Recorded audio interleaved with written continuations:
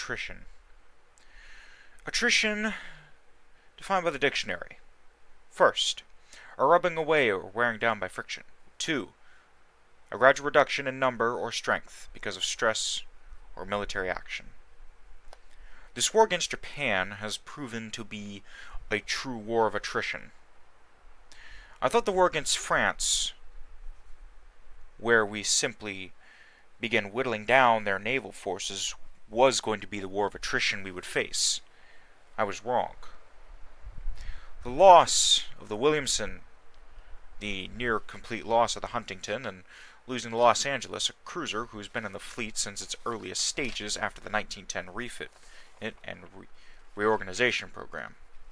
The Williamson, the Hazelwood, all destroyed. These older ships are not what they used to be. They're not top of the line. We knew that, and everyone knew that. But they were the only forces we had in the area, so they had to go. The crews understood that, well, it was the best we could do. We needed to make sure that the United States would be the power player in the world. Britain, unfortunately, during a peace deal, was forced to give up their, well, public alliance with us. Although I have been told that privately, most of the British public and the government still support us. As for our other relations, nothing really seems to be going well. Many nations don't seem to have very likable attitudes towards us, calling our war in the East a colonial conquest. In reality, I already stated why the war happened. Intransigence, mainly by a member of the foreign establishment. I shouldn't say foreign establishment, rather, the man believed that he could stop the wars. He believed he could strong-arm the Japanese government, and he was wrong. That diplomat is now currently retired without a government pension at his home. Because after we got involved in this mess, I demanded the man who got us into this quagmire of a naval war fired, removed from federal office, and denied his pension. He royally screwed up the exact message I told him to send, was that we did not want conflict, but if they engaged any of our forces in the area, we would respond in kind. He simply turned that sentence into, "We are going to beat the crap out of you if you don't listen to our demands." Which I just asked for him to turn a little bit more tactfully, but alas.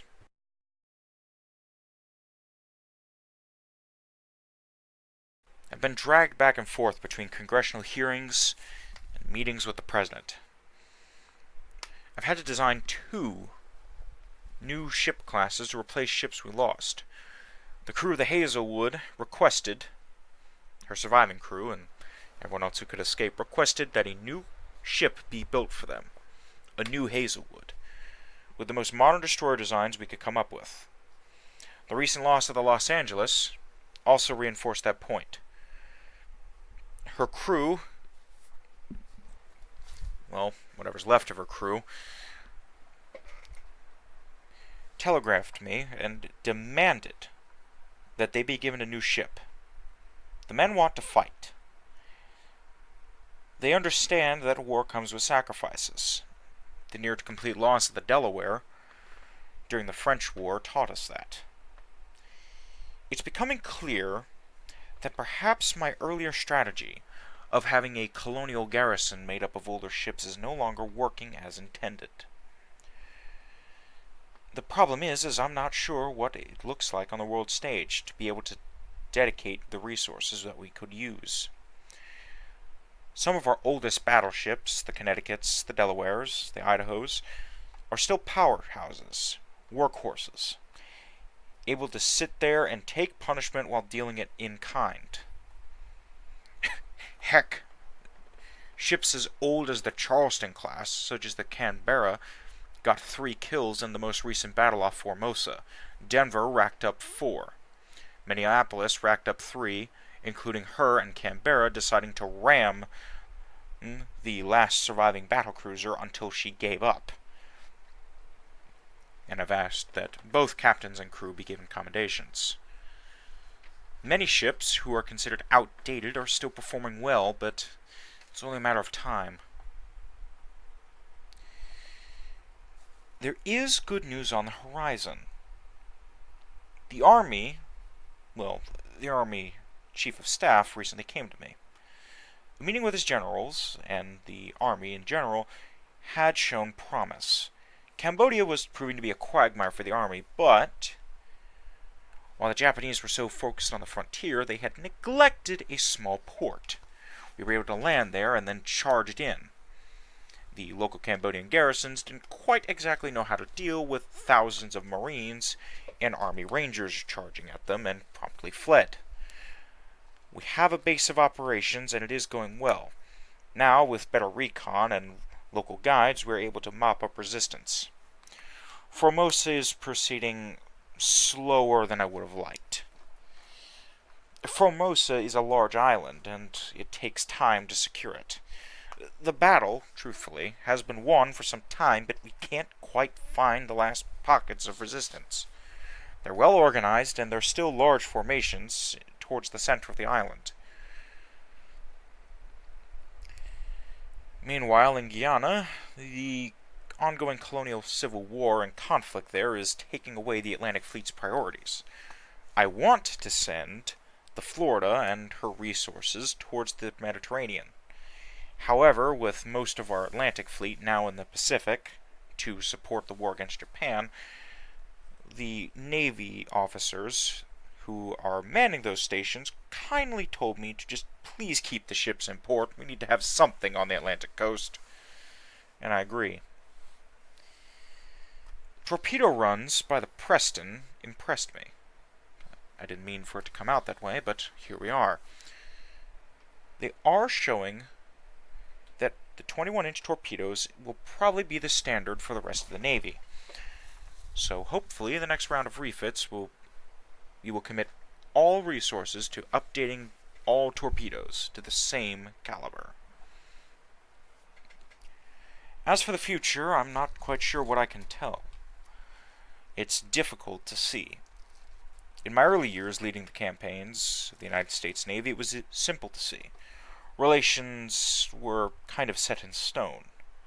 We had allies who we could rely upon. Now, with the ever-changing political climate, it seems that our allies are, a bit unreliable.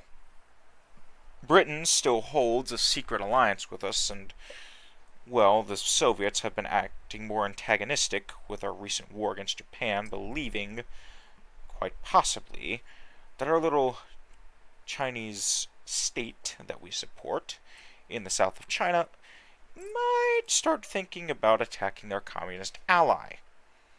Pseudo-ally. They're technically still in a state of rivalry about who is the true communists, but, I can't do anything about that.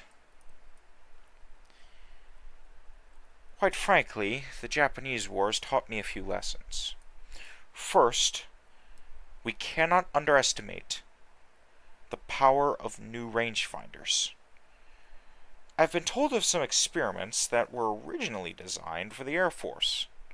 The Army Air Corps. I will call it the Air Force, as I believe in time we can't have two different air forces, or air groups. Quite frankly, three, as the Marines have started getting their hands on some aircraft. Between the Navy's patrol aircraft and any sort of naval aircraft we might develop in the future, the Army's bombers and fighters, and the Marine Corps', whatever they need for aircraft. It's becoming irritating, but they have shown promise. In a meeting I recently had with the Bureau of Ordnance, they told me about this newfangled thing they were working on. They call it radar. Essentially what it does is it allows ground crews to see aircraft that are hundreds of miles away. They even told me that, given time, they could fit it to a warship, even as small as a destroyer. It would be heavy, yes, and we'd probably have to sacrifice some armor or downgrade the guns on our oldest destroyers and cruisers, but if we could mount it, we would have a huge technological advantage. They would complement the rangefinders, the manual ones, and the electromechanical fire computers as best as we can. And those computers are coming in handy. They're humanly operated, but they do have some amount of electronic variability, where we can power them and they will begin to show ticking, as well as allowing for lights for better operations at nighttime or in heavy storms, which has been a problem for us off Formosa, with seemingly gales springing up every other day. Finally, the final lesson of the Japanese War is that this war is not going to be as easy as the French conquest. Our fleet is aging. France was distracted by European affairs, while meanwhile we're fighting on the Japanese, I apologize, turf. They're right there. The home islands are not far from Formosa. Okinawa and her islands provide a seemingly challenge or almost taunt to our navy. Come over, attack us, we dare you. The good news is that, well, in this war of attrition, it's not us suffering the most. It's the Japanese. In the most recent battle off Formosa, the Pittsburgh, Bremerton, Minneapolis, Denver, Canberra, Huntington, and Preston all got kills for a combined, let's check my little sheet here that my officers gave me, 7, 9, 10, 15 ships in one battle, including the last Japanese battleship left afloat. They're now down to 3 battlecruisers. They are losing capital ships at an exponential rate. Meanwhile, an entire new class of light cruisers is being built in the United States. We have 30 battleships, 7 battlecruisers, and with the new radars promised to be coming along soon, I imagine new battlecruisers will be designed as well. We have the advantage, but we must be careful, especially now with the recent losses, about how much we want to go. Do we go all in, risk everything we've built, sacrifice ships whose sailors we would be putting in extra harm's way by focusing more on glory kills and high victories and ridding ourselves of these ships we promised not to scrap for 30 years? Or do we take the pragmatic approach, the high road? We play carefully, choosing every move on this chessboard of naval warfare carefully, studying every move before we make it. I believe in the latter option. It has served us well so far, and I believe it will serve us well in the future. Now, unfortunately, I have things to get back to. A new heavy cruiser has been finalized for the new Los Angeles class. Promises to be a real powerhouse. 4 triple 10-inch guns on a hull that looks more like a small battleship than anything else. They've told me they could modify the design for later years if we wanted to downgrade the guns to possibly 8 inches as a separate class to allow for more commerce rating duties. But these super heavy cruisers, as they've nicknamed them, will serve as an homage to the sacrifice of the Los Angeles. But it seems I have to go attend to this. I'm hoping the future still looks bright. These recent losses have put a damper on my mood, and, well, they are starting to affect the sailors. There's only so much words can do when the bullets start flying.